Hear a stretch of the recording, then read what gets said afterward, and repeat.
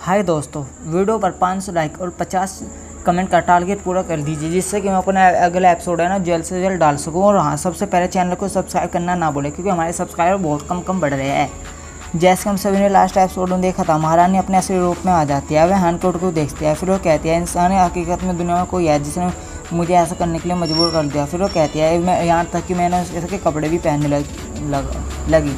फिर वो कहती है अपनी मन में मैं ना जो प्यान पार का जो रहस्य था ना उसके बहुत ज़्यादा करीब थी। फिर वो कहती है जो मेरी इंटेंसिटी है ना उनसे कह रहे हैं कि वो जगह है ना वो ज़्यादा इंपॉर्टेंट होगी। फिर उठ जाती है और कहती है जो मेरी फीलिंग है ना उन्होंने पहले ही जो अपनी लाइन है ना क्रॉस कर दिया, और वैसे भी मज़ा लेने के लिए सिर्फ एक रात ही काफ़ी है। वो कहती है कि अब इस चीज़ का ख़त्म होने का टाइम आ गया है। पीछे से अचानक ही उसे हान आवाज़ आती है और हान उससे कहता है हान जान तुम कहाँ जा रही हो। वह पीछे मुड़ती है और कहती है मैं तुम्हें आसानी से बता दूं, जो हान जान है ना वह सिर्फ तुम हो और तुम उससे ऊपर बढ़ने की कोशिश ना करो। अब मैं तो आपको बता दूं, जियान हान का जो नाम है ना वह है जियांग हान, और जो यहाँ पर जो लड़की बन के आए हुआ है ना इसका नाम है हान जियान, इसलिए बिचल मत जाना हान जियान में और जियान में। फिर होता है ना हान उठ जाता है और वो कहता है आप मुझे और मेजेस्टी आपने अपने आप को पहले ही उन्हें दिखा दिया और मेरी बॉडी आपके सामने क्या है, मेरी तो चेस्ट बिल्कुल फ्लैट है। फिर वो अपनी बात आगे बढ़ाता है और कहता है आपके जैसा सुडोल और कामुक हान जान भरम उसके जैसा बनने का रास्ता तो मेरे पास है नहीं। फिर उसे देखती है और गुस्से में कहते हैं तुम क्या चाहते हो कि मैं डांसर बन जाऊँ। फिर वो कहता है नहीं है, इसमें कोई शर्म थोड़ी नहीं है। फिर वो कहता है लेकिन ये क्या चीज़ है। फिर उसके हाथ में राउजर पिलर होता है। वो कहता है कि हम दोनों साथ नहीं थे। फिर वो कहता है योर मजेस्टी आप मुझे समझती क्या हो। फिर वो उससे कहती है बहुत सिंपल सी बात है, तुम यहाँ पर ना अपनी जो आदमी को बचाने के लिए आए थे और तुमने उसे बचा भी लिया है। फिर वो अपनी बात आगे बढ़ाता है और रही बात इसकी टियानो एम्पायर के खिलाफ की, तो तुम्हारा उससे कोई भी लेना देना नहीं है। जब मैं अपने आप को वेडिंग में यानी शादी में अपने आप को उजागर करूँगी ना तो शादी वैसे भी कैंसिल ही हो जाएगी। और वो कहते हैं अगर जो तुम उस पर चाहो ना तो महल में कुछ ढूंढ भी सकते हो या फिर यहाँ से भाग सकते हैं, तुम्हारे ऊपर निर्भर है। फिर हान उसे पिलर वापस दे देता है। महारानी उस पिलर को पकड़ते हैं और पूछता है क्या तुम ये क्या कर रहे हो। फिर वो उसका नाम लेता है और कहता है जास्मीन अब तुम महारानी नहीं हो। फिर वो अपनी बात आगे बढ़ाता है हान और कहता है और जो यानी कि दोस्तों के बारे में जो है ना डिसीजन यानी फैसला लेना की आदत अब तुम छोड़ दो। महारानी उसे देखती है और अपनी मन में कहती है क्या वो मुझे प्रेशर फेल करवाने की कोशिश कर रहा है। फिर वो होता है ना मैं बताया जाता है महारानी के उसका जो महारानी अब तक सोचती थी।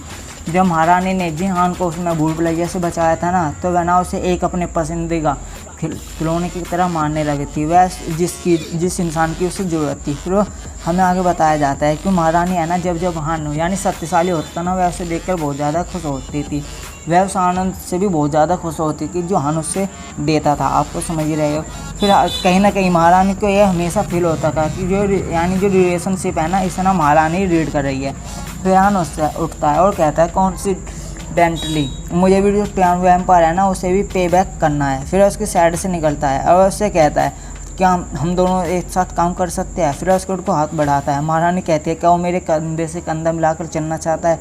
वैसे देखते हैं और कहती है मुझे आजमाना चाहिए ये रिश्ता जिसकी मुझे बहुत ज़्यादा ज़रूरत थी। फिर ऐसे हाथ मिलाती है और कहती है ठीक है। फिर हमें दिखाया जाता है वो दोनों बेड पर होते हैं।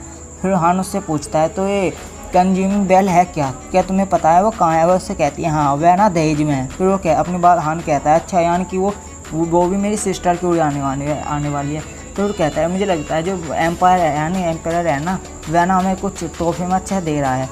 फिर सीन शिफ्ट होता है, हमें दिखाया जाता है ए सुहानी यानी सुबह का सीन। महारानी बैठी हुई होती है और हाँ उसे याद कर रही होती है। हान ने उससे कहता है कि मैं ना कुछ तैयारी करने के लिए बाहर जा रहा हूँ, इसलिए तुम यहाँ से हिलना मत और यहीं पे ही रहना। बाहर से लड़की उसे देख रही होती है। महारानी कहती है आखिर मैं उसके बाद सुनिए क्यों। लड़की होती है ना वो कहती है कितने लाजवाब है, पूरा काम करने के बाद अब ये कमरा पूरी तरह से खा लिया। फिर वो कहती है आखिर मामा सान इस आदमी को कैसे हैंडल कर पाएगी। फिर हमें दिखाया जाता है मामा सान को ही छेंक आती है यानी सड्यूस करने वाली दीदी को। फिर सीन शिफ्ट होता है, हमें दिखाया जाता है रोड कोर्ट के उसका ही सीन। वो ना कहता है जो स्टार है ना वह ना अपनी जगह पर कल को शादी के दौरान अपनी जगह पर अच्छे से सेट कर दिया जाएगा और जो हमारा प्लान है वह भी। फिर वो कहता है अभी यानी थोड़ी मोटी गड़बड़ हो गई थी लेकिन वो कोई बड़ी बात नहीं है। फिर वो कहता है जो टियानो एम्पायर है उसने पूरा अपने अरेंजमेंट कर दिया है, हम सब पूरी तरह से तैयार है। फिर उसके सामने जो होता है ना ड्रैगन उससे कहता है द ब्लड सेक्रीफाइस। फिर उसके सामने कहता है वो कहता है आप जो कुछ भी चाहते हैं ना वह ईस्ट सी में जाकर खुद ले सकते हैं।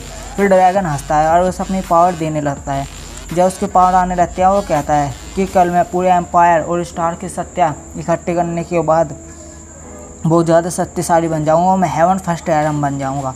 फिर वह हंसने लगता है क्योंकि उसके सत्य बढ़ने लगते हैं। वो कहता है क्या रुटिया, कल डाक में महारानी मेरे सामने आएगी तो मैं उससे भी कुछ, यानी वो मेरा भी कुछ खास खतरा नहीं कर पाएगी। और जो 5 सेक्शन है यानी फैक्शन है ना, इनके ऊपर भी मैं अकेला ही राज करूँगा। फिर हमें बताया जाता है पीक एरम की पीक पर पहुँच चुका है। बस कहता है कल जो कोई भी गद्दार है ना, सब के सब मारे जाएंगे। फिर सीन शिफ्ट होता है, हमें दिखाया जाता है मछली का, और हमें बताया जाता है जी हाँ, जो वहाँ से निकला था ना महारानी के पास से, तो यानी कि जो यहाँ को पानी बहता है ना, उसके पानी के अंडरग्राउंड पानी के सिस्टम के जरिए यानी डीमन टावर तक पहुँच गया है। उसने ना अपने जो उसका जो कल्टीवेशन लिस्ट के लिए कोई लोहा था ना, उसके जो वीक पॉइंट है ना, उसे भी ढूंढ लिया है। उसने ना यानी गिफ्ट भी छोड़ दिया है उसके अंदर ही। फिर वो अपनी बात आगे बढ़ाता है और कहता है कि यानी हमें बताया जाता है कि जो डीमन टावर है ना, वह ना जिन्हान ने उसके लिए भालू बहुत ज़्यादा प्रिपेयर ने तैयारियाँ कर दिया।